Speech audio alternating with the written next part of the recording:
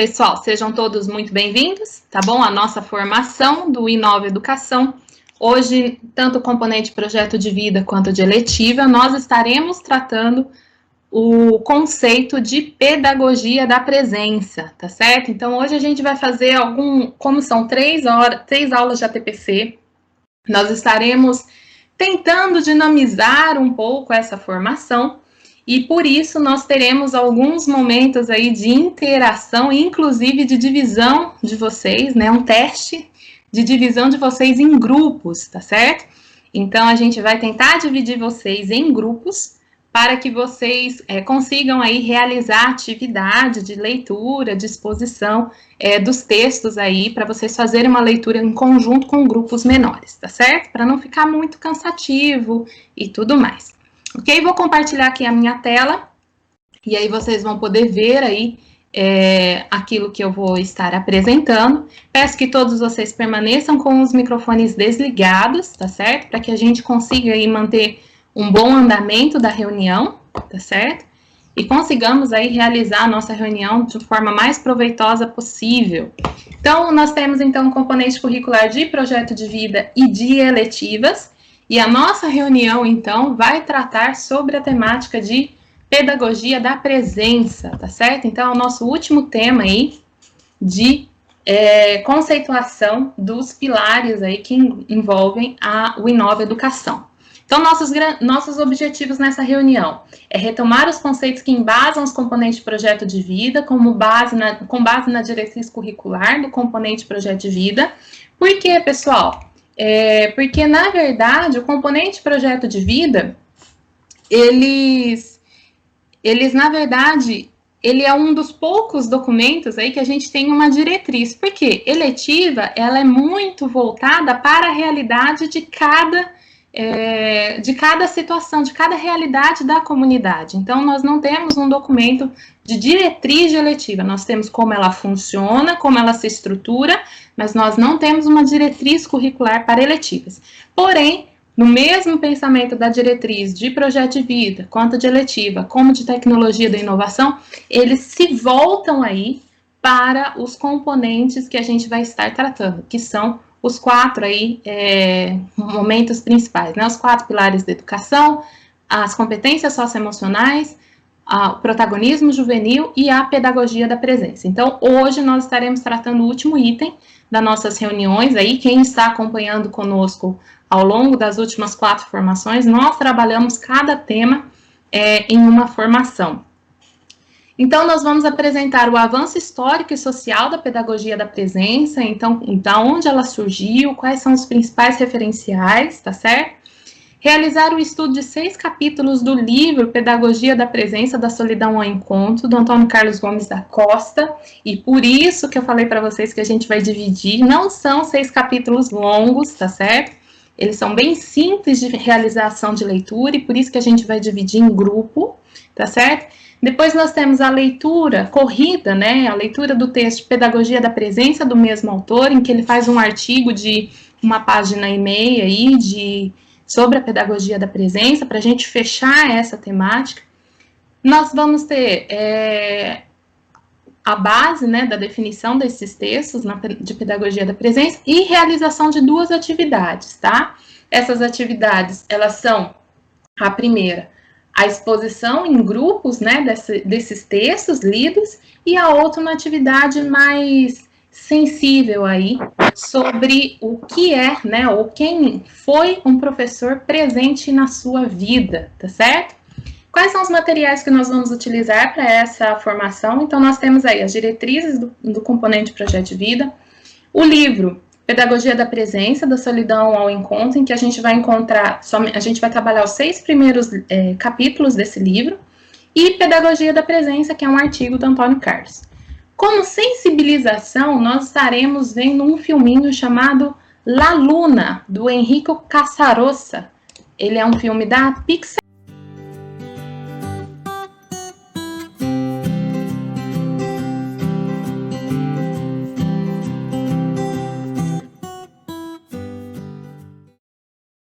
E aí, pessoal, o que vocês acharam do vídeo?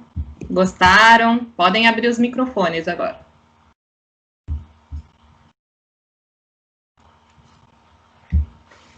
que vocês acham que isso tem a ver com pedagogia da presença?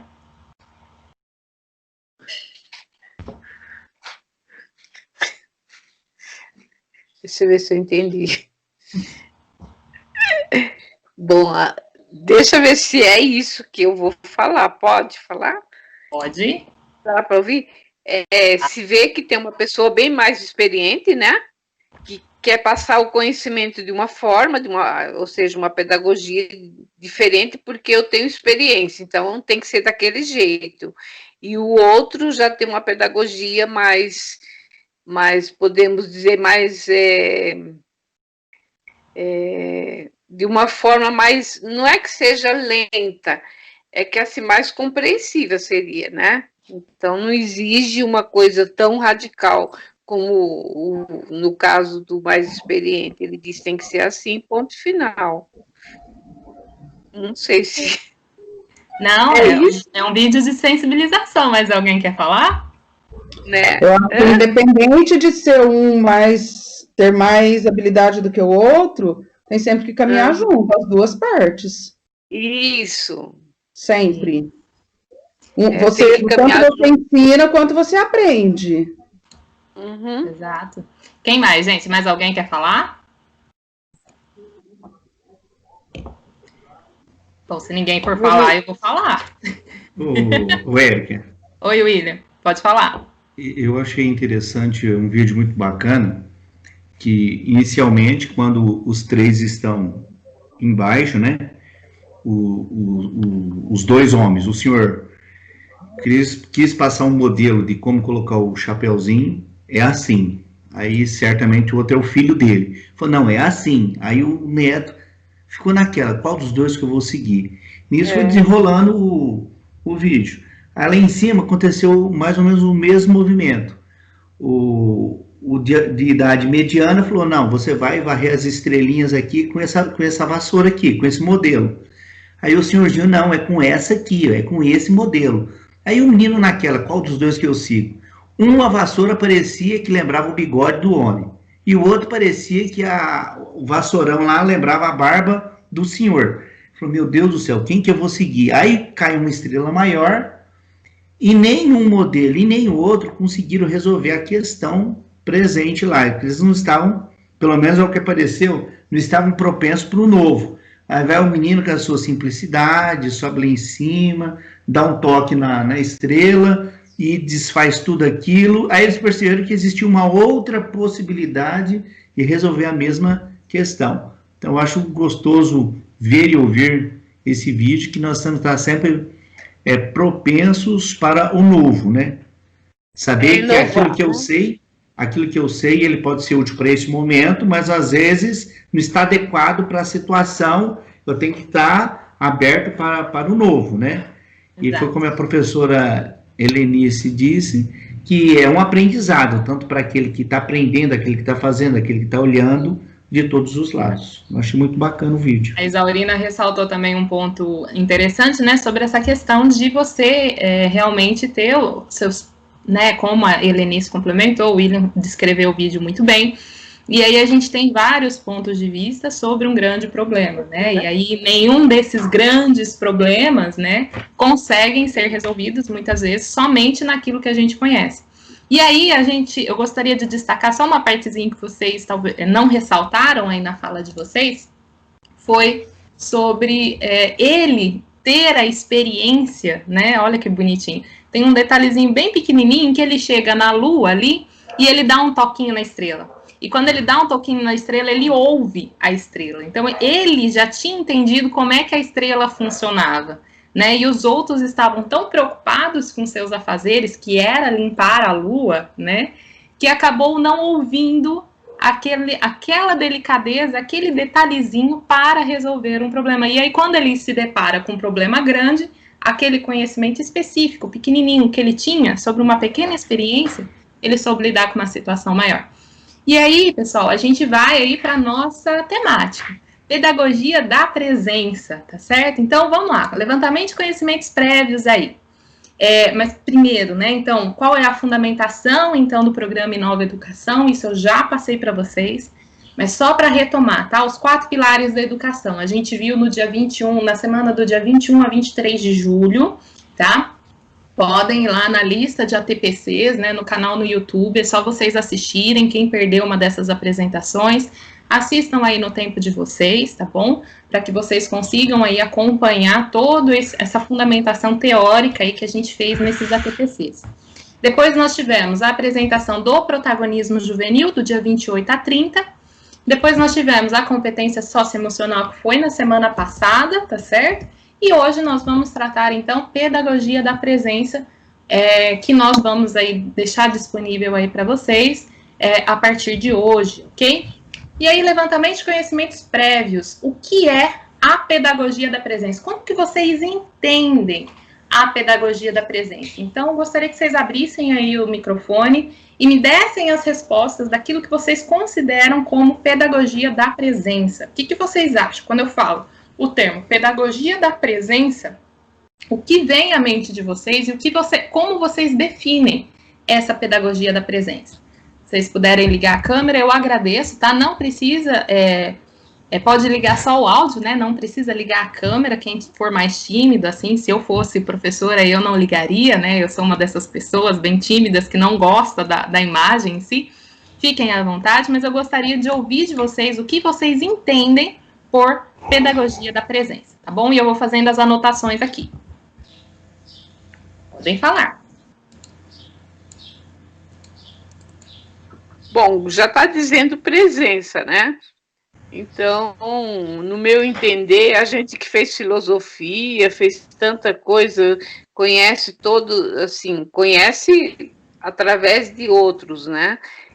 Sobre a pedagogia, então ela vem desde o Piaget também, né? Que cada um faz tem a sua maneira, a sua expressão, o seu modo de explicar, de fazer com que a criança entenda, ou mesmo o adolescente, mas nada como a presença, né? Já está dizendo presença, eu entendo que a presença é fundamental para a gente poder, o aluno, também questionar o aluno para que ele não leve essa dúvida para casa, já que ele está ali na presença do professor, no caso, se for esse o assunto, o tema, então a gente fazer com que, às vezes, você fazendo um comparativo, o aluno fala, nossa, mas é isso, sabe? A gente tem que usar também a linguagem que o aluno conhece, você tem que descer muitas vezes do seu pedestal, achando que por ser um educador, porque fez isso, às vezes eles questionam, professora, quantas licenciaturas você tem? Nossa, então você sabe tudo. Eu falo, não, vocês já leram Sócrates? Então, a gente tem que, mesmo estando presencial, a gente tem que falar a linguagem dele, usar uma pedagogia que seja direcionada ao conhecimento, ou esse comparativo que faça com que ele entenda. Não sei se falei tudo. Quem mais? Mais alguém? Se habilita?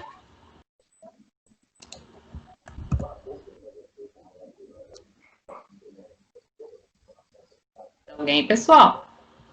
Bom, essa é a minha opinião, que eu entendi. Agora, não tudo bem, Zaurina, não há problema nenhum. Aqui é levantamento de conhecimentos prévios, não. Eu acho que eu aprendo muito, porque vocês são muito simpáticos. Eu sou de São Paulo, mas assim, eu tenho visto parece que todos estão assim, com o mesmo objetivo, né? Todos são muito contentes. Eu dou risada com os filmes, com as coisas que as meninas põem. E assim, a gente fala porque a gente se sente bem, né? Agora, não estou dizendo que eu sei, não. Tudo, nossa, tem muito ainda. Não, sem problema algum. Mais alguém quer falar? Helenice, você quer falar, meu bem? Helenice? Acho que travou a câmera dela, né? Pessoal, mais alguém quer participar? Quer falar o que vocês consideram? O que vocês acham que é pedagogia da presença? Por favor, participem aqui conosco, não deixa eu falando sozinha. Eu acho que quando fala de presença, é a presença de pessoa física. É o aluno ter o professor do lado para estar ensinando ele no dia a dia. Só que hoje em dia, com essas mudanças que nós estamos vivendo, você tem que trabalhar você tem que inovar, você tem que fazer coisas diferentes para conquistar esse aluno. Né? Isso mesmo. É a necessidade do novo, né? Da inovação, de aprendizado diferente. Não é só a presença física, mas o novo. É a tecnologia, né? A tecnologia, ela vai além do quem, mas assim, em relação ao conhecimento, ainda fica muito a desejar, né? O aluno tem que ter todo um aparato muito especial para ele poder entender e ele caminhar, né? Vamos lá, tem mais alguém que queria falar, Daniel? Isso. Pode falar, Posso? Daniel. Pode. Eu acho que essa pedagogia da presença, ela vai além da presença física do professor, né? Eu acho que ela é mais estabelecer vínculo com o aluno, um vínculo emocional, um vínculo afetivo, um vínculo de mutualidade, né, entre o professor e o aluno, né? Vai você entrar mesmo na vida do aluno, criar um vínculo afetivo, né? Vai além um pouco mais da presença física. Bom, pessoal, vamos lá, então. Vocês, então, definiram, tá bom? Então, eu fiz algumas anotações, que é um termo que se refere à própria ideia de presença. São as variações de apresentação de professor, mas que a presença é fundamental para as dúvidas dos alunos e que não a levem essas dúvidas para casa. Devemos adaptar a linguagem para que ela chegue ao aluno, direcionar o conhecimento para o aluno, então a gente conseguir esse direcionamento do aluno. É uma presença da pessoa física e que, devido a essa pandemia, a gente tem se adaptado, tem buscado essas inovações tecnológicas para minimizar esse distanciamento. E aí a gente tem a necessidade nossa de se abrir para as novidades, né, os novos conceitos, as novas facilidades que a tecnologia nos oferece. E aí o Daniel vem e define aí que, além da presença física, é um vínculo afetivo, mutualidade, e essa pertença, né, na vida do aluno. Tudo bem? Vou deixar assim o nosso slide, tá certo? E aí a gente vai para nosso embasamento histórico, tudo bem? Eu vou pedir para vocês fecharem aí os microfones, podem fechar todo mundo, tá certo? Eu vou só fazer uma breve introdução do que é esse momento histórico, da onde veio essa pedagogia da presença, tá certo? E aí, depois, a gente já vai logo para a atividade, que é para eu não deixar só eu falando, tá? Então, a gente vai estudar um pouquinho, separado aí em grupos, para que a gente consiga aí, entender um pouquinho melhor o que é esse conceito. Então, da onde vem a ideia da pedagogia da presença? Então, no primeiro momento, a gente precisa entender que nem sempre a pedagogia ela se preocupou com esse olhar de presença, tá? Com essa necessidade da presença do educador na vida do aluno, tá? Então, aonde surgiu primeiramente essa ideia? Primeira pessoa a pensar nessa ideia da presença do educador na vida do aluno foi o professor Marcelino, o padre, né? Marcelino Champagnat, né, que ele foi o fundador dos colégios maristas na França, tá? Então, a Sociedade Marista na França, tá, que vai criar aí uma série de colégios com esse ideal desse professor Champagnat, né? Nós temos aí na nossa cidade um dos colégios, né, que era um internato, o Colégio Champagnat aqui na nossa cidade, que ele vem desse grupo de escolas maristas, né? Então, ele veio num primeiro momento, como vocês sabem, na nossa construção histórica aí, as escolas, o detentor do conhecimento, no seu grande ponto, né, era detido esse conhecimento pelas instituições religiosas, né, e aí o primeiro a pensar nessa importância da figura do educador na vida da criança foi realmente o padre Marcelino Champagnat, tá? E a ideia dele era de estar próximo ao aluno, estar com alegria, sem oprimir e sem inibir, Saber afastar-se no momento oportuno, encorajar a crescer e agir com liberdade e responsabilidade. Essa daí é de um artigo escrito por Ruiz, tá? Então, eu não consegui a datação exata desse artigo dele, mas ele fala aí sobre essa fundamentação da onde surgiu a pedagogia da presença.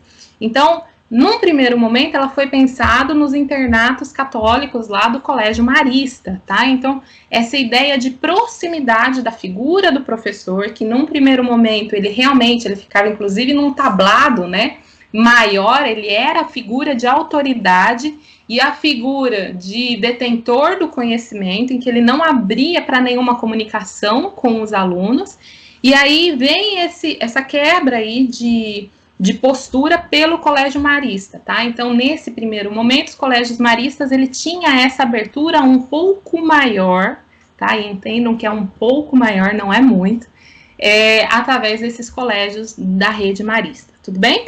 Depois nós vamos ter o francês Henri Vallon, que aí a gente já vê aí uma postura um pouco maior, que ele é um dos primeiros, né, defensor da importância da afetividade como aquele motor propulsor para a aquisição e consolidação do desenvolvimento humano da aprendizagem. Então, Vallon aí vai ser um dos que vai ser o grande defensor, aí, ele vai desenvolver bastante trabalhos, seguindo a linha de Piaget, de Vygotsky, ele segue mais a ideia desse interacionismo aí, e aí o Vallon vai falar que além do interacionismo é necessário criar um aspecto de afetividade entre aluno e professor, né? Durante o meu curso de pedagogia tinha um professor que falava assim, de Vallon a gente lembra sempre o seguinte, que a afetividade, né, o criar relacionamento é muito importante e se aprende melhor com um professor que você tem vínculo, né? Então, quando você tem esse vínculo e essa abertura aí nessa presença desse professor, e às vezes você não precisa conhecer muito esse professor, mas às vezes é uma empatia, um sorriso que faz com que você crie esse vínculo com ele e que faz com que você aprenda melhor durante as aulas, tá bom? Então, para ele, né, depende tanto da capacidade biológica quanto o ambiente social e aí comunitário a qual esse sujeito se encontra para o desenvolvimento pleno das suas capacidades, ok? E aí a gente vai ter um autor brasileiro, que é o que a gente tem discutido bastante, ele fala bastante sobre protagonismo juvenil, fala muito sobre pedagogia da presença, e aí a gente vai fazer esse trabalho aí de divisão de grupos, tá bom? Nós vamos ter, então, o professor Antônio Carlos Gomes da Costa, tá? O Antônio Carlos Gomes da Costa, ele é um dos produtores do ECA, né, um daqueles que foram os redatores aí do Estatuto da Criança e do Adolescente, tá? Já é falecido, mas teve uma presença muito importante. E aí eu gostaria de contar um pouquinho sobre a escrita desse livro, que eu achei muito interessante, né? Eu estava buscando, né, alguma coisa atrativa para passar para vocês. E esse livro em específico, pessoal, ele foi escrito em um final de semana, né? Então, é bem interessante, porque, assim, o Antônio Carlos Gomes da Costa, ele vai viver uma situação muito complexa, né? Eu já comentei isso com vocês. Ele é um professor que trabalhava na Fundação Casa em si, né? E aí, o que aconteceu? Ele vive uma situação muito complicada com uma das meninas, né, a qual ele era educador ali, e ela fala sobre essa situação. Quem relata isso é o irmão dele, o Alfredo Gomes da Costa. O Alfredo, ele é o responsável pela construção, pela escrita do livro, né, e aí o irmão chama ele no seu escritório, e aí ele começa a ditar esse livro, que já estava totalmente estruturado na mente do Antônio Carlos Gomes da Costa, e o irmão começa a datilografar, né, na época, esse livro inteiro, e aí eles entregam para a editora, e a editora resolve publicar. Deixa eu só explicar, vou ler aqui uma partezinha, sobre o que ele vivenciou que incomodou, né? Primeiro ele vai para uma roda de conversa com as meninas ali, e ali ele vai trazer, lá em Ouro Preto, numa FEBEM em Ouro Preto, E ele traz uma questão para as meninas. O que mais a incomodou ou incomoda, né? Ele pergunta para essas meninas. E as meninas começam a citar várias situações, né? Desde que as alunas, que ela já ficou menstruada na rua e teve que usar jornal para se manter, para conter o fluxo ali.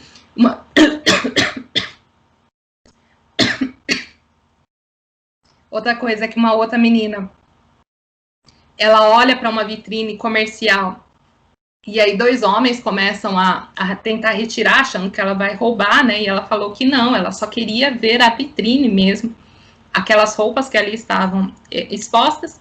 E aí teve uma que incomodou muito, né? E por isso que ele escreve esse livro. Eu vou ler aqui que o irmão Alfredo, ele coloca assim, ó. Quando eu estava nas ruas, eu via que quando dava 6 horas da tarde, o movimento das pessoas aumentava no centro da cidade.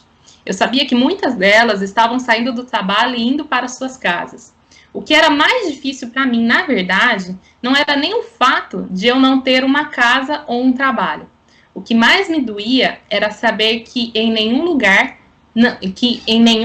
tinha alguém me esperando. E aí foi isso que incomodou demais o Antônio Carlos Gomes da Costa, e por isso essa urgência e essa necessidade de escrita de um livro corrido, tá? Ele é um livro muito fácil, ele tem um teórico que ele utiliza, né? Porque ele era o teórico que ele utilizava durante as suas aulas, e aí ele vai fazer uma descrição corrida do que ele entende por pedagogia da presença, e aí se torna basicamente um clássico para a gente entender toda essa pedagogia da presença e todo esse ideal que ele transpõe. Bom, pessoal, então a gente vai dividir em 2 grupos, tá certo? Capítulo 1, 2 e 3 vão ficar com a Eliene e o William em uma sala separada. 4, 5, 6 vai ficar comigo, tá certo? E aí a gente vai discutir, fazer a leitura desses textos e discutir. Quanto tempo que eu vou dar para vocês realizarem essa atividade? A gente vai ter meia hora, tá certo? Para fazer essa atividade de leitura. Depois vai ser eleito entre o grupo uma pessoa. Essa uma pessoa vai ficar responsável de expor uma pessoa ou 3 pessoas, tá? Fica aí conforme o grupo achar melhor. Essas pessoas vão expor esses 3 capítulos, respeitando aí um tempo razoável, tá, pessoal? Então entendam aí que vocês vão ter um tempo para expor e a gente precisa aí controlar esse tempo, tá certo? Então 10 minutos para a apresentação do grupo 1 e 10 minutos para a apresentação do grupo 2, tá certo? Então, vamos fazer aqui a divisão do grupo. Primeiro, eu quero que vocês abram aí a câmera e tudo mais e vejam quem tem facilidade, tá certo? Para entrar aí numa sala, num outro link, né? Então, vocês vão sair dessa minha reunião e entrar num outro link junto com a Eliene e com o William, tá certo? Deixa eu só pegar aqui o link. Quem aqui tem facilidade? Levanta a mãozinha aí, dá levantar a mãozinha aí para mim, tá? Por favor, só para eu entender.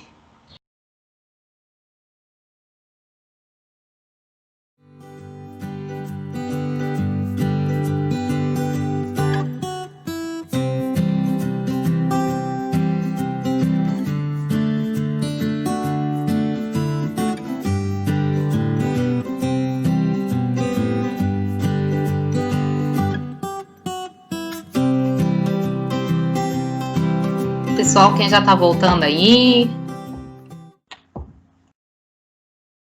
Tô vendo o Leonardo e o Maurício com a mãozinha levantada. É vocês que vão falar do grupo? Sim, é. Tinha esquecido. É isso? Tá, Esqueci entendi. de tirar.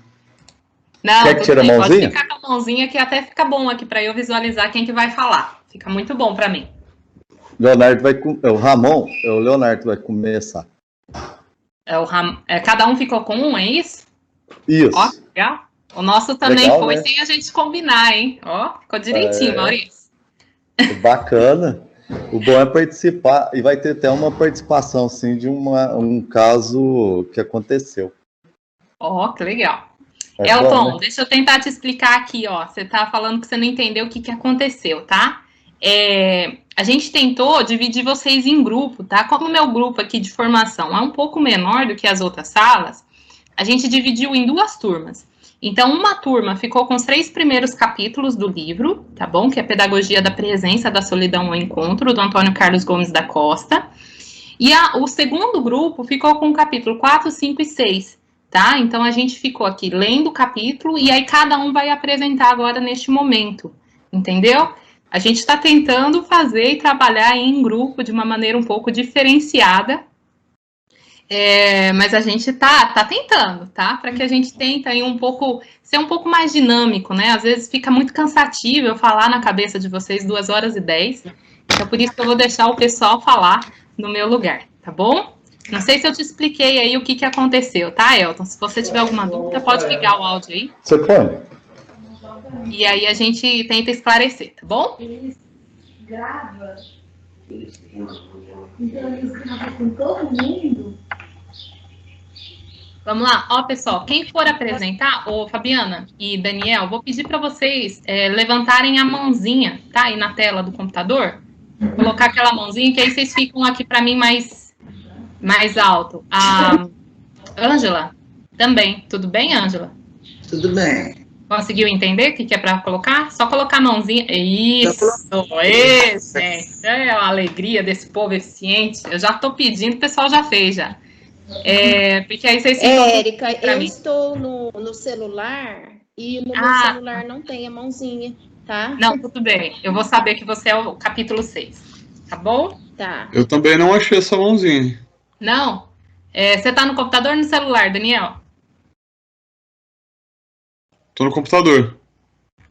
Mexe no meio da tela. Você está no aplicativo? Ou no web? Sim. Mexe no meio da tela, geralmente tem os convidados, né? Um chat e tem uma mãozinha do lado. Achou? Então, o meu não tem. Não? Tá, não tem problema. É só para eu saber aqui quem que vai ficar com o quê, tá? Ok. Então, você ficou com 4, né, Daniel? Isso. A Ângela. 5.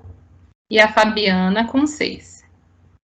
Do pessoal do grupo 1, quem que ficou com o quê aí? Só pra gente aprender a direcionar.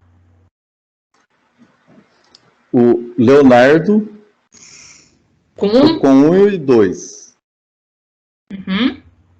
E aí eu falo depois dele, Maurício fala depois dele, e depois o Ramon vai terminar o 3 com um exemplo de vida. Tá, então o Ramon ficou com 3 e você, Maurício, ficou com 2, é isso? Eu fiquei na metade, eu e o Leonardo. Eu e o Leonardo ficou junto aí. Tá, eu vou só finalizar a fala dele. Tá Isso. bom. Pessoal, então vamos lá. Já deu aí 11h52. Leonardo, você tá aí?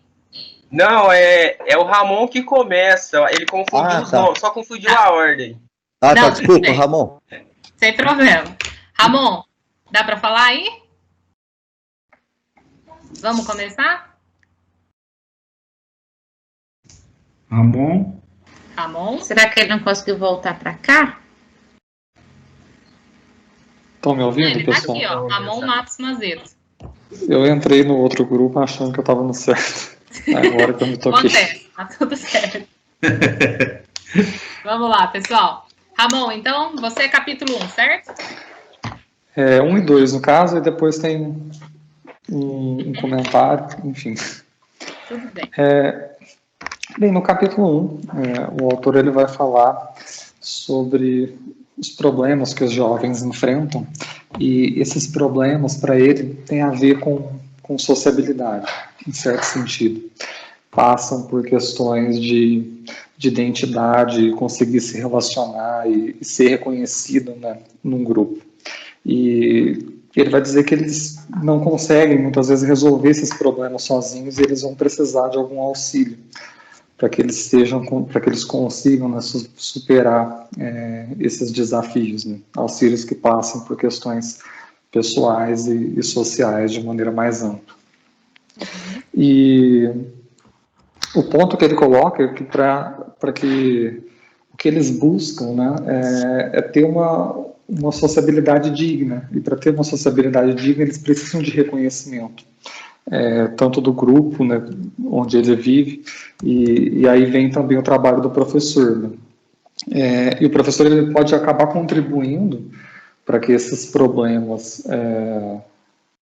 talvez se ampliem quando no seu cotidiano de sala de aula ele acaba se deixando levar pelo aquele ritualismo, né, do dia a dia, do trabalho,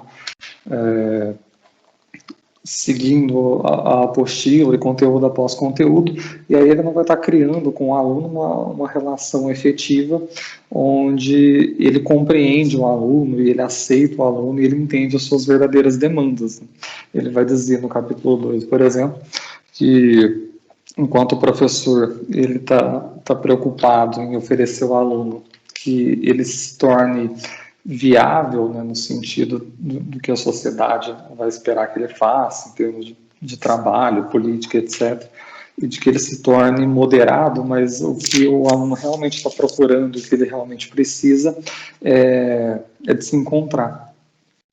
E ele vai apelar, mesmo que inconscientemente, para certos recursos quando ele não obtém esse reconhecimento do grupo, que seria a transgressão, né, comportamentos moralmente questionáveis. Né? E aí, quando eles são, né, nesses comportamentos ignorados ou não compreendidos, o que eles fazem é se fechar, né, em si mesmos, fechar no seu próprio mundo, indo na contramão daquilo que eles precisam alcançar, né, que é essa integração social, esse reconhecimento, o que promove, né, pelo que o autor fala, uma vida com dignidade, né, ser reconhecido, ser visto. E aí, quando eles se isolam, né, na medida que são ignorados e não compreendidos, eles vão na contramão disso. E é por isso que o comportamento do professor em sala de aula pode ser muito determinante para isso, porque se o aluno está manifestando, né, todos esses problemas e ele é ignorado na sala de aula, o professor, né, nos seus rituais cotidianos, passa por cima disso, né, e ele até diz que esses rituais acabam sendo como uma forma do professor se proteger para que não enfrente, né, esse turbilhão de problemas. Quando isso acontece, o aluno tende a se fechar. É por isso que ele vai falar, né, mais propriamente no capítulo 2, que, né, esse esforço por aproximação, né, essa pedagogia da proximidade, ela tem a ver com, antes de você querer trabalhar com o aluno, as habilidades e os conhecimentos que ele precisa ter antes de conteúdo, antes das questões em relação à vida profissional e tudo mais. O que o professor, antes de tudo, precisa fazer é criar uma aproximação com o aluno para que ele possa compreender o aluno da maneira como ele é, né? Para que ele possa compreender os problemas, as dificuldades, e assim ele criar um vínculo. Porque é só criando esse vínculo que você vai conseguir levar, né, o seu aluno para que ele desenvolva, né, uma autonomia no sentido de conseguir estabelecer essas relações, no sentido de conseguir resolver os seus problemas pessoais e conviver e resolver os seus problemas num grupo. Então, essa pedagogia está no sentido de criar essa aproximação, criar esses vínculos, e somente com esses vínculos você pode de fato ter uma educação para a emancipação, uma educação que se efetiva naquilo que o aluno precisa, não somente naquilo que se espera dele, né, naquilo que se impõe para ele. E eu acho que é isso, um pouco do capítulo 1 e 2. Muito bom. Vamos lá, Leonardo, capítulo 3. Leonardo e Maurício, né? É o Maurício, Érica. Maurício. Só para finalizar o que o Ramon falou, esse pensamento da pedagogia da presença, ela vem realmente para afirmar que a presença do educador, do professor em sala de aula, ela tem que ser assim, manifestada em forma de um vínculo autêntico mesmo com o aluno, né? É fundamental para que haja essas condições. Por quê? O aluno tendo essa confiança ele vai estar aberto para o seu aprendizado e também o professor vai ter condições de explorar o potencial do aluno. É isso que nós temos que estar em alerta, né? Para poder estar tendo essas condições dentro da sala de aula. Mesmo que a sala de aula tenha 40 alunos, nós temos que estar com esse olhar para todos. Não é fazer diferença assim, olhar mais para um só, não. É para todos. Então, essa presença se torna importante para esse desenvolvimento do jovem. No projeto de vida, que é a nossa praia, e é muito boa, nós temos uma forma muito boa de trabalhar, que são as competências e as habilidades socioemocionais. Por quê? Com essas ferramentas, nós podemos buscar o equilíbrio do aluno, o autoconhecimento, a autoconfiança. Então, esse aluno, ele tem que estar disposto a dar essa abertura, né? Para que nós possamos conquistar e resgatar esse jovem para o mundo do aprendizado. Tá, joia? E assim ele vai se tornar o quê? Um cidadão crítico, né? E emancipado. Legal? Muito bom. Agora é contigo, Leonardo. Agora é eu.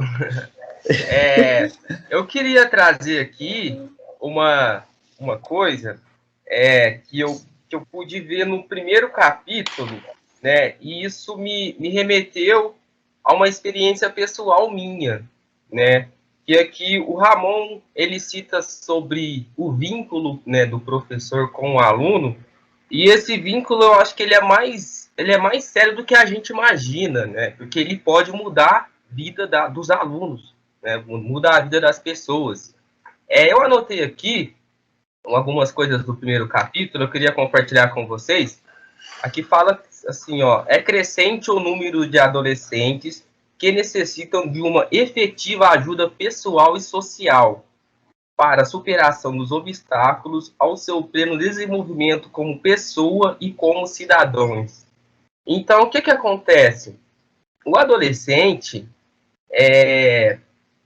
ele acha, eu acho que assim, falando de mim, mas eu acho que a maioria dos adolescentes, eles acreditam que sabe de tudo do mundo, né? Eles acreditam que é esperto, eles acham que já sabe viver. Mas, na verdade, eles estão perdidos. A verdade é que, assim, eu me sentia muito perdido na minha adolescência. Eu queria demonstrar para todo mundo que eu tinha os pés no chão, mas, na verdade, não. Né? Então, o que acontece?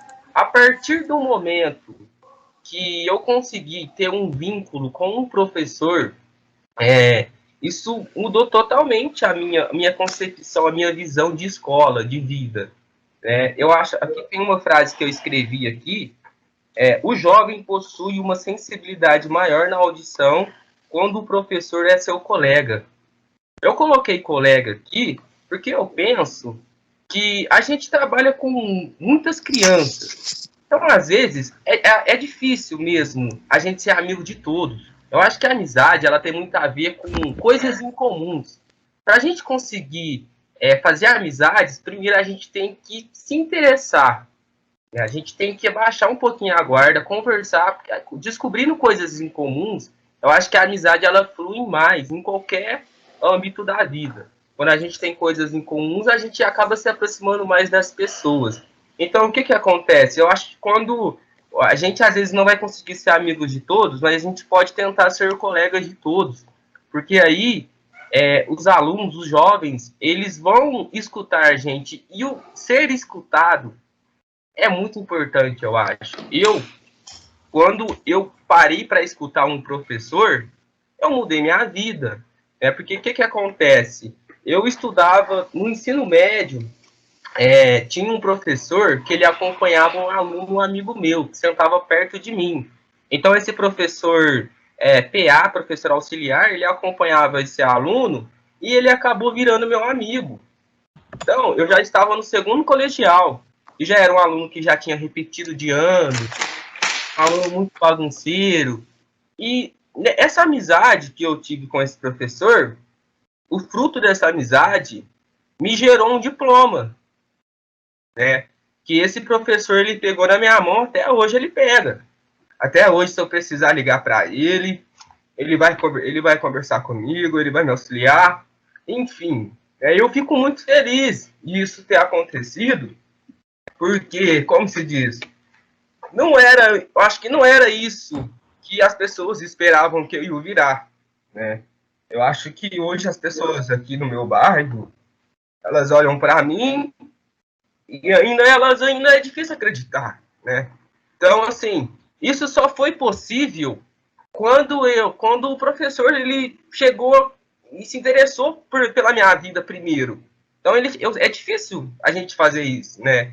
Mas eu acho que o resultado vale muito a pena. Então, eu queria deixar isso aqui para vocês, que essa proximidade gera bons frutos, né? Então, essa que é a minha participação que eu queria deixar para vocês. Muito boa essa participação, Leonardo. E eu vou deixar que ela não fique só aqui, tá bom? A próxima atividade, eu tenho certeza, e eu quero a sua contribuição, que se você não contribuir, eu vou descobrir de que escola que você é, eu vou ligar para você, tá? Mas, Érica, oi. Essa convivência que ele falou, a gente vê isso no nosso dia a dia nas escolas também. Eu sou PA, com os alunos especiais. Exato. Né? Eles criam essa afinidade com a gente que vocês não têm noção de como é. Eu tenho um irmão que é deficiente, né? Então, assim, quando ele ia trocar de escola, né? Era um desespero, né? E a gente vê isso quando a gente tem um acompanhamento do professor auxiliar, né? Porque o professor auxiliar, quando troca, a ruptura é muito, muito dolorosa, né? Então, é uma coisa realmente, né? Que a gente precisa criar esse vínculo, né? E, pessoal, eu só gostaria de retomar ali que no capítulo 2, ele vai falar muito fortemente sobre algumas coisas que depois eu vou citar, tá? Porque eu vou cortar um texto para dar tempo de todo mundo falar, tá? Mas aí depois vocês leem em casa, leem com calma e tudo mais. Mas a gente cria até um certo limite, um relacionamento com o aluno, e isso marca, né? Então, o Leonardo, quando ele fala isso, não é a gente se tornar amiguinho, né? No sentido de que, ele vai sentar ali, vai sair na balada comigo, papapá. Não é isso. O professor continua como professor, mas ele tem uma figura tão marcante na nossa vida que a partir daquele momento ele se torna inesquecível, né? Então eu creio que é essa contribuição que o Leonardo trouxe aqui para nós, porque existe um certo limite. Eu tenho experiências, eu trabalhei em Fundação Casa, né? O pessoal aí que vem aqui nessa reunião sabe disso. Então, é emocionante. Eu não vou abrir aqui, porque se eu for falar também, eu corto o tempo de todo mundo, né? Mas a gente tem que criar vínculo. E a pedagogia da presença é bem isso, tá? Vamos lá, pessoal. Eu vou seguir, que senão eu falo demais, e vocês sabem que eu gosto de falar, e aí vocês não aguentam eu depois, tá? Vamos lá. O próximo, então, é o Daniel. Daniel, capítulo 4. Vamos lá.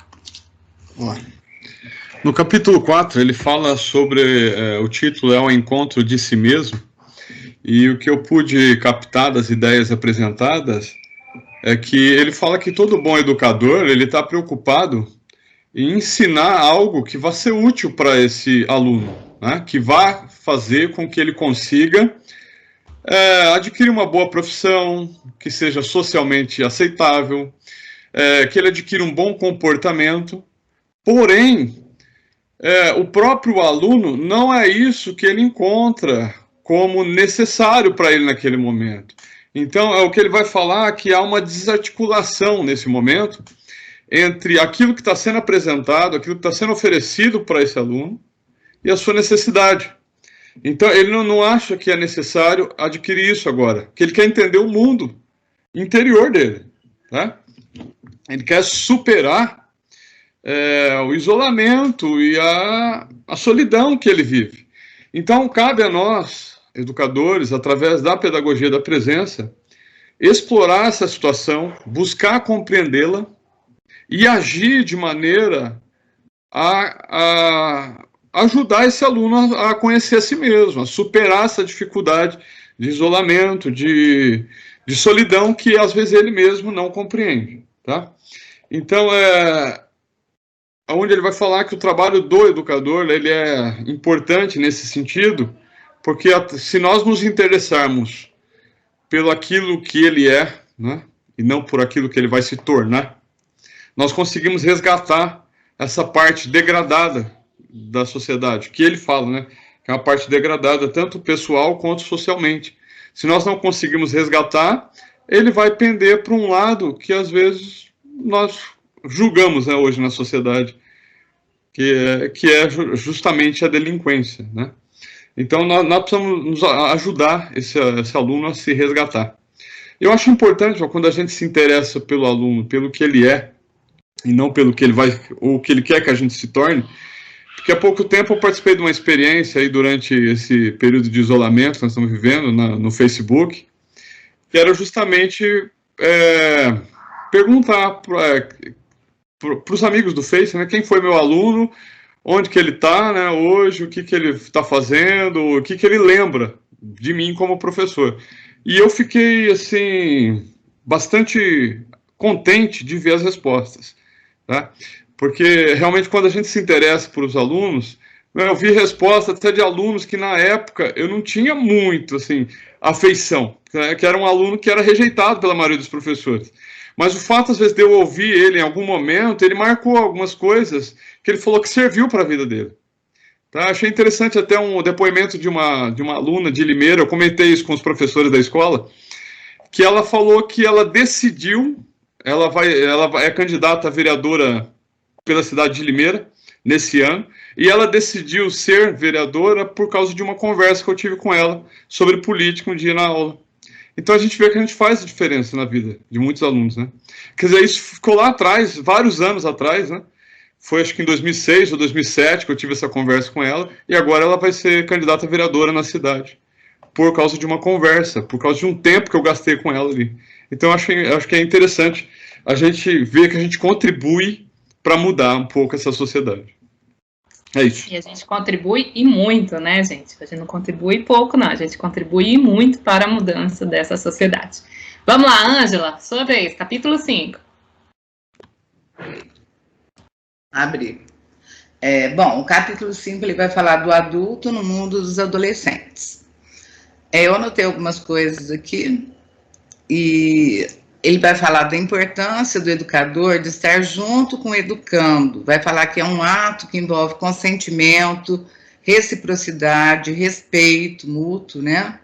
E se contrapõe a ideia de que estar junto é estar próximo e não impor a sua presença, né?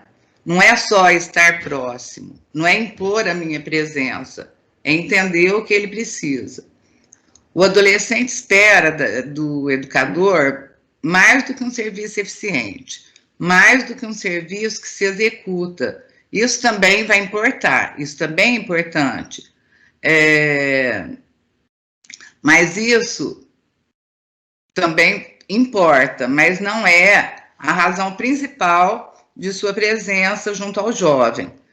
E sim, o laço que nós estabelecemos junto com esse aluno, né? A razão maior, então, é a libertação, usei aquela frase sua, é a libertação do jovem, né?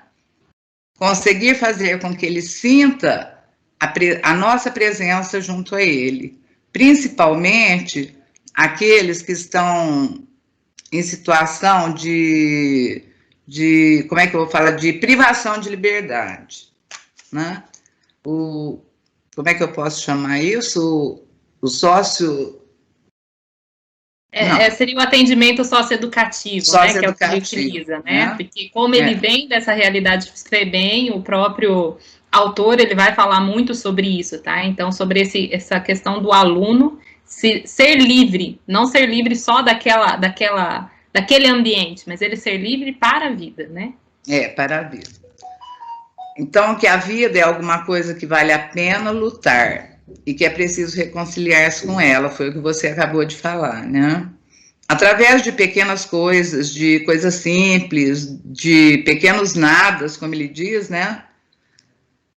Como um bom dia, um sorriso no rosto, é por aí que ele vai sentir o afeto e o respeito que se tem por ele, já que o que ele necessita nesse momento não é de conselho, mas de apoio. E a partir daí começa a nascer a confiança no adulto. A partir daí, o educando também, o educando começa a sentir segurança, e essa segurança cresce na medida que ele pode confiar no adulto. Ao educador cabe também entender que sua situação é fundamentalmente a luta, como você bem frisou aí, né? Logo, a nós, ao educador, cabe aceitar e lutar para que o jovem em situação de dificuldade social aprenda a lidar com suas frustrações, com seus medos, com as suas dificuldades. Bom, o que eu tinha para falar era isso. Muito bom, Ângela. Gostei demais, viu? Vamos lá, Fabiana, último capítulo, capítulo 6. Então, vamos lá. O capítulo 6, ele vem falar sobre conhecer o processo, né? E nesse capítulo 6, o autor vem mostrar muito a importância do professor, né, em conhecer o seu aluno, né? O professor aqui, ele tem essa obrigação, né?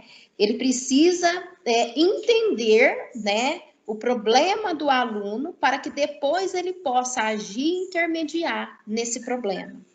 Então, assim, ele deixa bem claro essa função do professor, do educador. E ele fala muito também que é obrigação do educador adquirir uma informação correta, né, sobre os diversos tipos de dificuldades que nós temos hoje, diversos tipos de diferentes aprendizagens que nós temos dentro de uma sala. Temos alunos em diferentes níveis, né, de aprendizagens. Então, a gente conhecer realmente cada um ali dos nossos alunos, saber qual é a dificuldade de cada um deles, né, para que a gente possa estar ali ajudando. Então, ter olhos para todos, né, e não apenas para um. Eu sei que hoje é difícil, né, principalmente a gente vê que esses alunos que têm uma dificuldade de aprendizagem, que é um DI, né, um aluno que necessita de um contato melhor ali com ele, muitas das vezes nós não temos preparo, né, e até mesmo tempo, né, para estar dando um auxílio melhor para esse aluno. E eu pude perceber isso, principalmente nesse momento que nós estamos agora à distância, no momento de preparar atividades adaptadas para esses alunos. Gente, o quanto é gratificante, o quanto eles se sentem acolhidos, né? Eles sentiram que o professor realmente enxergou ele, né? Que o professor lembra dele, o professor teve um carinho em preparar uma atividade para ele. Eu tenho uma aluna que eu fiquei assim, sabe? Eu sou professora de matemática e eu estava trabalhando proporcionalidade no primeiro ano do ensino médio, e aí você fica, né? Nossa, como eu vou adaptar uma atividade para essa aluna, né? Como eu vou fazer? E aí eu pensei que ela é uma aluna que é muito proativa, ela gosta muito de cozinhar em casa, e eu preparei uma atividade de proporcionalidade com receitas, né? E pedi para ela fazer uma receita para mim. No outro dia, era meia-noite, ela estava me enviando mensagem pelo WhatsApp, me enviando outras receitas que ela aplicou o mesmo, né, método de proporcionalidade em outras receitas, né? E aí, todo dia ela me envia, você fez a receita em casa, você experimentou, né? Então, aí que a gente vê, né? E muitas das vezes, os alunos que a gente tem em sala, que são aqueles alunos que mais nos dão problema por conta da disciplina, né? Muitas das vezes nós não temos olhos para esse aluno, para entender o real motivo por que ele está daquele jeito, né? Às vezes a gente não tem nem tempo, tem dias, né? E a gente percebe que às vezes é um aluno que está querendo se libertar, né? Ele está procurando alguém para conversar, para expor o seu problema. E às vezes a gente não tem esse dom, né, para estar. E muitas das vezes a gente percebe que quando a gente consegue cativar um aluno desse, é o aluno que a gente vê resultados, né? Você fala, nossa, esse aluno lá no 6º ano, ninguém dava conta dele. E com o passar do tempo, esse aluno, ele vai tendo, né? Ele vai mudando, ele vai se transformando, né? Então, a gente vê que ali é porque houve um contato melhor com os professores, né? Ele teve um acolhimento melhor, né? E eu acho assim, depois o autor, ele deixa bem claro aqui para a gente também, que a gente precisa mostrar, né, para esse aluno qual é a realidade dele, para que ele possa se libertar, né? E eu vejo muito que o projeto de vida, hoje, ele vem muito de encontro a isso, né? A esse livro da pedagogia da presença. Por quê? No primeiro momento, o projeto de vida, a gente trabalha para que os alunos, eles se autoconheçam, né? A partir do momento que ele se autoconhece, ele consegue se encontrar. A partir do momento que ele consegue se encontrar, ele se sente compreendido e aceito, né? E a gente vê que depois, a partir do momento que ele passa a ser compreendido, ao ser aceito, ele vai começar a aumentar sua autoestima, né? Então, ele aumenta sua autoestima, de repente, ele começa a pensar que um determinado sonho é possível, ele aumenta sua autoconfiança, né? E aí ele começa a ver um novo sentido para a vida, né? Eu acho que isso é pedagogia da presença. Isso mesmo. Muito bom, pessoal. Tô orgulhosa de vocês, viu? Porque eu fiquei tão preocupada, né? Falei, nossa, será que vai dar certo a gente dividir em grupo e tudo mais? Parabéns, Fabiana. Foi muito bom você ressaltar essas questões de singularidades, né? Cada um tem o seu jeitinho e a gente precisa achar a brecha que vai fazer com que esse jeitinho aí a gente consiga entrar na vida do aluno, tá? Pessoal, eu vou só compartilhar a tela para a gente encerrar e eu passar a atividade 2, porque eu acho que a atividade 2, todo mundo vai fazer aquela atividade com alegria no coração, não vai ser um peso, tá? Porque eu fiz a minha com muita alegria, porque eu dou um exemplo para vocês no início, tá? Então, vamos lá, ó. O texto que a gente iria trabalhar, eu não vou fazer a leitura dele. Para quem aí vai assistir essa aula depois, pode ler esse texto com calma. Eles são 3 pagininhas, super tranquilo de ler. Ele vai fazer basicamente uma retomada, um resumo de tudo aquilo que a gente viu até agora, tá bom? Então, só para vocês entenderem que esse Pedagogia da Presença é um artigo simples que ele vai trabalhar cada um dos itens. E aí eu vou trazer para vocês algumas coisas sobre o que a pedagogia da presença não é, tá bom? Então, com base nesses 6 capítulos e com base nesse outro texto aí do Antônio Carlos Gomes da Costa, primeiro, pedagogia da presença, ela não é um atendimento psicológico do aluno. Não é eu ser psicóloga do meu aluno, é o aluno sentar e contar todos os problemas dele e eu achar que eu, enquanto profissional da educação, vou dar conta de atender tudo. Pessoal, não, ele não fala isso. Lá no capítulo 5, ele vai falar que, inclusive, é necessário que a gente encaminhe esses alunos ao tratamento especializado, no capítulo 6, né, que é o que a Fabiana falou. Se for necessário, a gente faça a orientação para que ele busque uma ajuda especializada, tá? Não é pedagogia da presença, o momento em que o educador apresenta lições de moral e experiências. Não é eu ficar falando na cabeça do aluno, porque na minha época eu fiz isso, eu fiz aquilo, é assim, aquilo outro, ou eu venho com aquela lição de moral. Não é isso, gente. Pedagogia da presença não é eu fazer a minha leitura de mundo e apresentar exemplos da minha vida para o aluno. Não é eu permitir que o aluno adentre a intimidade dos educadores. Então, isso aqui é um dos pontos que a gente mais tem dificuldade hoje de entender pedagogia da presença.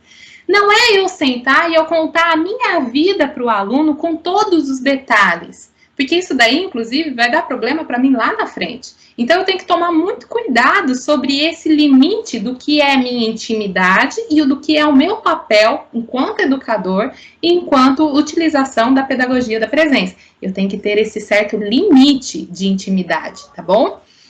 Não é eu passar a mão na cabeça do aluno.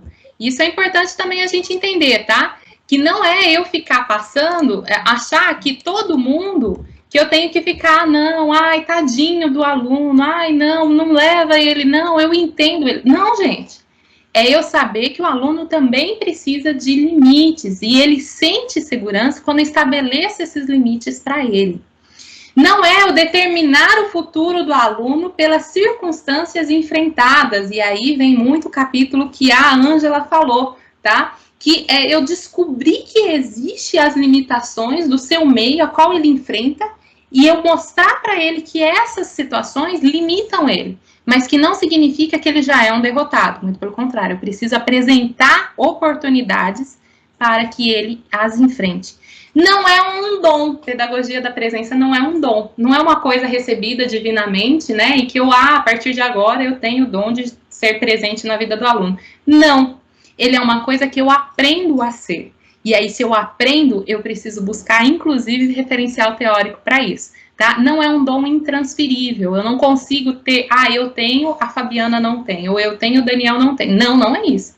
É se tornar presente, eu vou buscar intencionalmente essa presença no meu aluno. É uma ação possível de ser trabalhada, não é uma ação possível de ser trabalhada somente no campo teórico.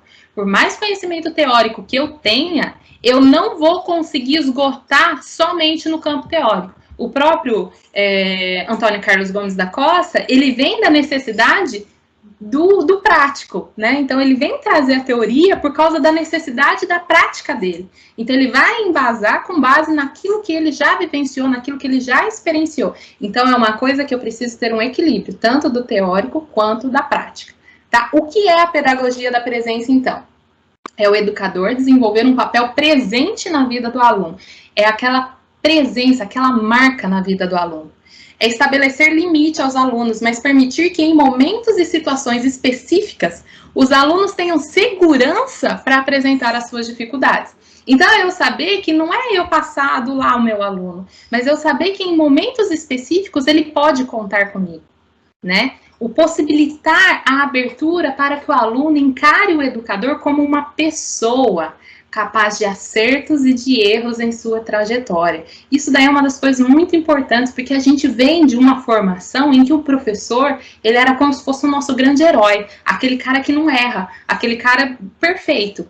E não é assim. Então, às vezes, a gente vai ter que contar para ele, ou especificar em uma situação, que, olha, eu também já bati cabeça nessa situação, eu já tive esse erro, então eu preciso entender quais são os erros, o aluno precisa entender que eu sou humano, que eu sou uma pessoa, né? É ser inspiração aos alunos, e isso é uma das coisas mais interessantes, né? A gente precisa inspirar alunos. E aí, quando o Daniel fala que é uma aluna que, de uma conversa, se tornou vereadora, olha a caminhada dessa menina, a gente pensa que nós somos inspiração. Às vezes, nós somos o único modelo coerente para aquela criança. É permitir que o aluno supere o isolamento e a solidão.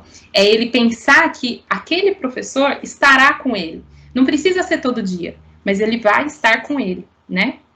É permitir que o aluno se reconcilie consigo e com os outros. Levar o aluno a ter a sensação e a certeza de que ele tem valor para alguém.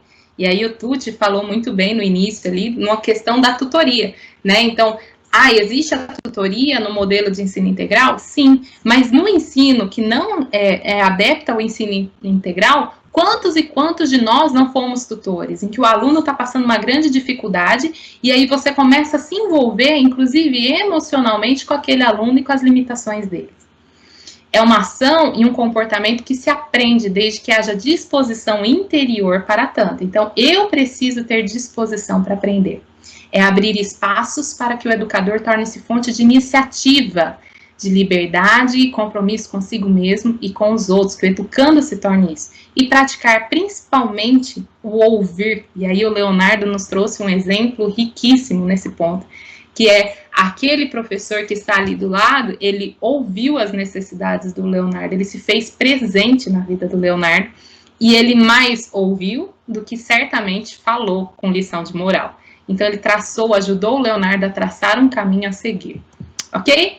Bom, pessoal, qual que é a segunda atividade, então? Vocês contariam para mim, tá? E eu não quero que isso seja um peso, mas eu gostaria muito de saber dessas histórias, que são histórias que nos comovem, que nos movem a fazer o nosso trabalho de cada vez com mais alegria, que você tenha um educador tá? E aí, educador na visão bem do Antônio Carlos Gomes da Costa, que é um líder comunitário religioso, um professor, um parente, aquela pessoa que marcou a sua vida e que inspirou positivamente na escolha de sua atuação profissional e ou pessoal. Então, aquela pessoa que foi marcante, pode ser um pai, pode ser um tio, pode ser um líder religioso, um líder comunitário, é a pessoa que eu pratico esporte, e ele foi importante na minha vida. E eu queria que você contasse um breve relato para mim, lá no Padlet, que está no site do Inova, tá bom? E a atividade deve ser postada lá. Então, eu coloquei aqui o caso de um professor. Esse professor se chama Hélio, ele é marcante na minha vida. Ontem eu consegui encontrar ele no Facebook, numa época em que não existia rede social, e ele era o professor de história, né? E para mim ele foi decisivo para descobrir qual profissão que eu iria seguir. Então, quando eu cheguei na dúvida, lá na 3ª série do ensino médio, né, eu só tive uma certeza, que a matéria que eu mais gostava era história, e eu gostava por causa do professor Hélio, né? Então, eu vou relatar aí para vocês quem foi esse Hélio.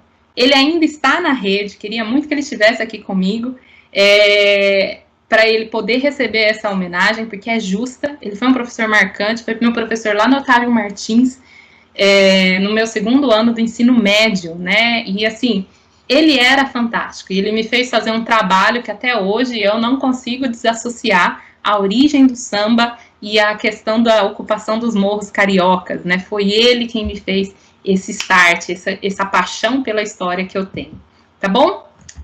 Pessoal, vamos lá então sistematizar o assunto tratado, então, que a gente trabalhou. A gente revisou o conceito de pedagogia da presença, apresentando a origem histórica, a construção de conceito. A gente fez a realização da leitura do texto de Pedagogia da Presença, da Solidão ao Encontro.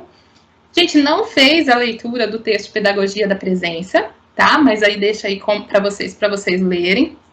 Apresentou-se, com base nos textos, as definições do que é pedagogia da presença e o que ela não é, e realizou-se aí as 2 atividades, que seria a leitura e a exposição do grupo e a questão do mural, ok? Alguma dúvida? Algum comentário? O que vocês acharam dessa reunião? Eu estou tentando terminar no horário, ó, já passei 1 minuto aqui. O que vocês acharam? Podem abrir os microfones, fiquem à vontade. Gostaram do formato? Gostaram de dividir em grupo? Érica. Oi. É a Maísa. Questionando aí voltando na retomada aí do Leonardo, ele se emocionou, e essa emoção ele passou, pelo menos para mim, ele conseguiu passar essa emoção para mim. Porque me fez recordar também em um aluno que não tinha interesse com absolutamente nada, era o aluno que todos os dias, se fosse fazer ocorrência, era 5 ocorrências, 6 aulas por dia, 6 ocorrências, e um determinado dia eu cheguei até ele e tive essa conversa, todos saíram, eu tive essa conversa, e fez diferença na vida do aluno. Então, a gente vê, assim, que quando a gente tem essa presença na vida do aluno, mas uma presença diferenciada, como o Leonardo teve aí, a gente faz diferença na vida, sim, do aluno.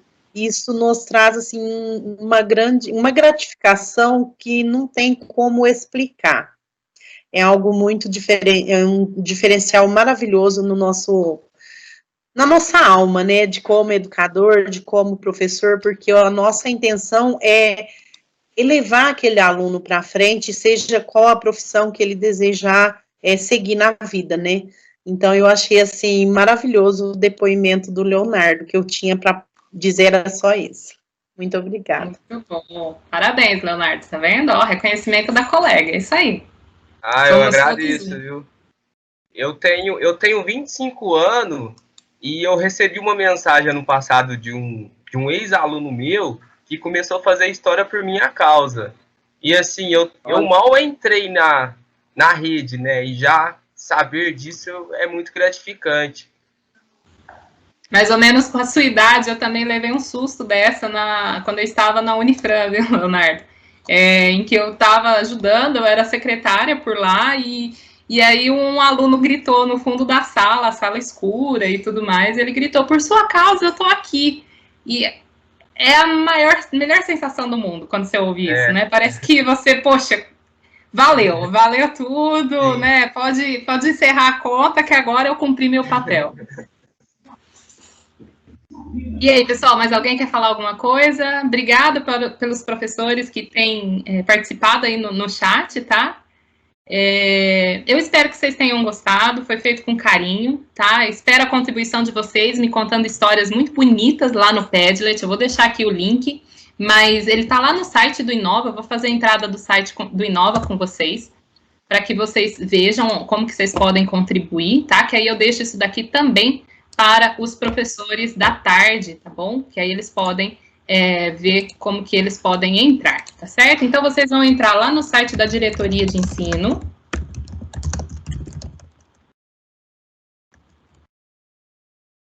Ok? Entrem aqui no site da Diretoria de Ensino. Vocês vão entrar Equipe de Franca, Núcleo Pedagógico, ok? Vão clicar aqui em Eletivas e Projeto de Vida, é o nosso site da diretoria, tá bom? Do Núcleo Pedagógico. Aqui nessa página, tá? Eu já coloquei o nosso mural aqui, ó. Então, semana passada a gente tinha um mural, que era das competências socioemocionais, e aqui nós temos, então, esse mural em que vocês podem escrever aqui, ó. Já tem um aqui, ó. A professora Mariana já está escrevendo, tá bom? E aí vocês podem ir acessando e escrevendo uma história que foi marcante na vida de vocês, enquanto profissionais, de um educador que fez a diferença na vida de vocês. E é um mural realmente para a gente guardar com muito carinho no coração. Tá bom, pessoal? Querem comentar mais alguma coisa? Eu vou fechar aqui e aí eu vou ficar disponível se vocês tiverem alguma dúvida, tá certo? Boa tarde a todos, fiquem com Deus e boa semana aí. Quem precisar de alguma dúvida, eu tô aqui à disposição, tá bom? Beijo, pessoal, fiquem com Deus.